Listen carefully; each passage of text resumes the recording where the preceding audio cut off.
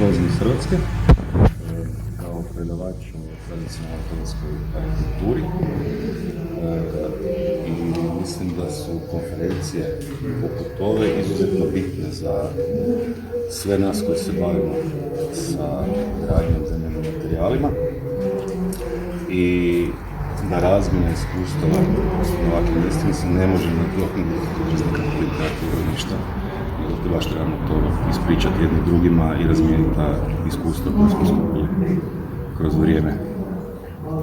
Da li je ova konferencija to potvrdila? Je, definitivno. Čak više nego što sam ja očekivao, jer sam očekivao da će biti samo par lokalnih zemalja, kao što to obično biva tu u regiji.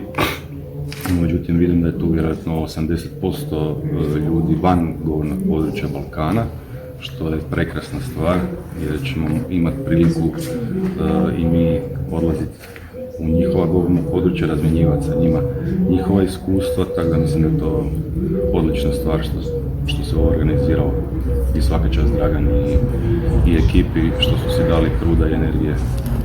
Po vašem mišljenju, koliko bi često trebalo organizovati ovakve konferencije? Pa takva konferencija bi trebala biti minimalno jednom godišnje. Sad ovo je nekakva regionalna konferencija, pa je jasno da će se svaki put organizirati u drugoj zemlji, ali ne bi bila loša stvar da se organiziraju nekakve manje konferencije, mislim manje po opsegu zemalja koje su uključene, koje bi se radile svake godine, gdje bi se odradio ovaj dio razmjene teorije i onda nakon toga razmjene nekih tih praktičnih znanja, jer svi mi čak tijekom godine stvarno dosta radimo, otkrivamo dosta stvari i stvarno je to fino kad vam neko pomogne, da vam neko rješenje, da ne morate vi sve raditi sami od početka.